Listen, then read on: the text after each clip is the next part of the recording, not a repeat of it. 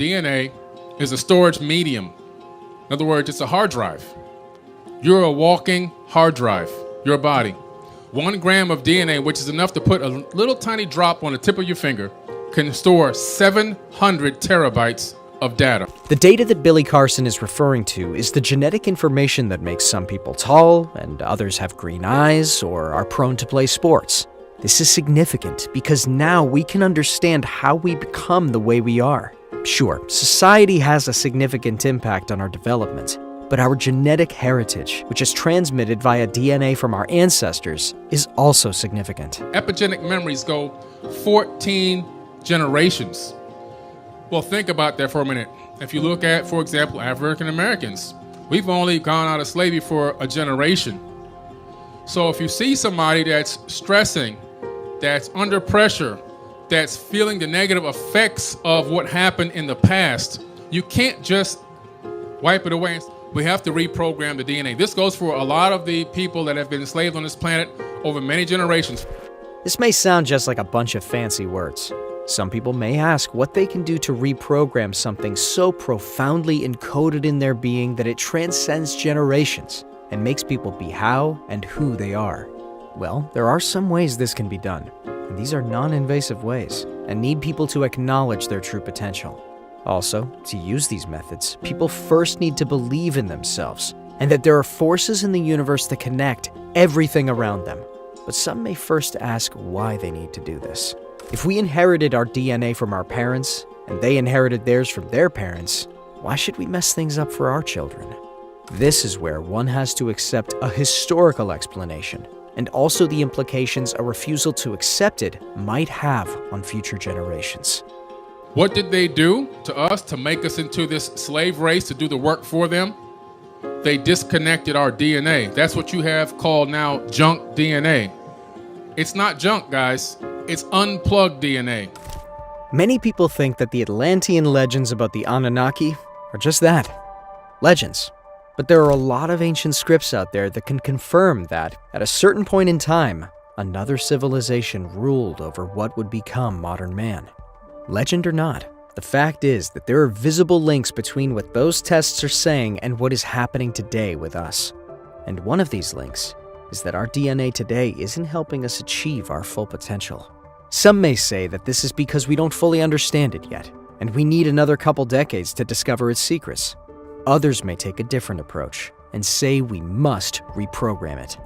Both theories sound good, but while the first wants to understand DNA, the second seeks to improve it. If you really, truly understand the law of attraction, you're going to make your life so much easier. It goes along, though, with the reprogramming process. You have to begin to start the reprogram. If you want it to work consistently, you can make it work by accident here or there, spot it. But if you want it to work consistently, you got to continue to reprogram your DNA, and then you have to understand one other thing, quantum entanglement. The basic idea behind this link is that everything is connected. That means that besides the information we can get from one another, we can also use our DNA to download and put information into the universe. But for that to work, we'll need some help. Sure, quantum mechanics and physics may sound too advanced for simple humans to understand. Still, it's very easy to understand their basics and use those notions to better yourself, your life, and those close to you. Distance is an illusion. There is no distance. Separation is an illusion. Distance may be one of the many concepts people may consider real and not dare question it. But this is also an example of what people need to question and doubt to overcome their condition. That's because thinking that limitations exist is what is holding many of us from reaching our full potential, both as individuals and as a collective. Quantum physics and mechanics deal with such things and allow people to understand how the world around them isn't just what they perceive as being real and think is true. It's been scientifically proven by saying positive affirmations will literally reprogram your DNA. And guess what happens when you begin to do that? When you begin to think positively, when you begin to act positively, and then now you're reprogramming yourself. Reprogramming your DNA can take on many shapes. Some people find it easiest to use deep meditation, while others may find the help they need in doing various exercises to improve their mental states. One of these methods is using positive affirmations. To some, this may sound like saying good things to yourself, and for the most part, that's actually what it is. but the effects of these affirmations run more profound than you might imagine.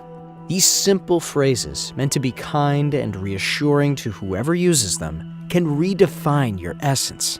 It isn't just talking to yourself and saying nice things. It's a way of changing how you look at yourself and improving your mindset. It may not be just this instantaneous thing where everybody's just reprogramming and we're all awake and we're all in another dimension. I mean, it could happen because anything is possible. But what I'm trying to tell you is, more than likely, we're probably going to have to go on a step-by-step realistic process to do this. And it's going to take effort and it's going to take hard work. It's not going to be easy. Change takes time. Enlightenment takes time. Everything that can modify the way a person thinks and acts takes time. But that doesn't mean that it shouldn't be done. Anybody can do it, no matter how old or young they are. It just means that it will take different people, different amounts of time to reprogram themselves in such a way that they can interact with a higher state of being. Everything worth doing takes time.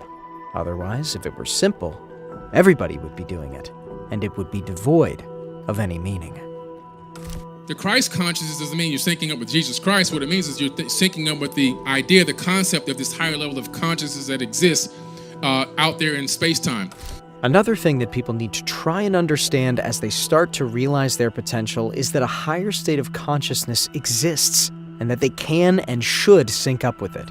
Some may do it involuntarily, while others may need some practice. Some may find it easier to give it a name, like Christ or God, while others may accept it easier by simply thinking of it as a perpetual bliss or all-knowing state. Whatever the case, this is how your DNA can communicate with other realms and retrieve valuable information that will help you grow and understand. But how can you train to do this at will? So I start focusing on this in meditations. I start focusing on envisioning not a face, not a body, just a spirit light being that is in full agreement and movement in what I'm looking to do and accomplish on this planet. The law of attraction is one of the most potent forms of using your mind and body to get what you want from the universe. Sure, some may think that this means that the universe is just some kind of magic genie that grants wishes if you want a certain thing hard enough. But it doesn't work that way. Yeah, you can get a lot of the things you need, but it will take some time before you fully understand how to do that. Firstly, you will have to start focusing on using love and power as stimuli when thinking of something. This way, the frequency of your DNA will be much higher, so the connection to the universe will be much stronger. Also, you'll have to define what exactly you want. The law of attraction isn't about wanting money, but more about gaining wealth. This type of thinking can help you in the long run. One of the other problems we have on this planet is the fact that prayer doesn't seem to work. There's 7.5 billion people on this planet, and out of that 7.5 billion people, 85% of this planet, they're religious people. And some people are saying multiple prayers a day. And it's not really working that well. Plenty of people think prayer is the way to get what they want.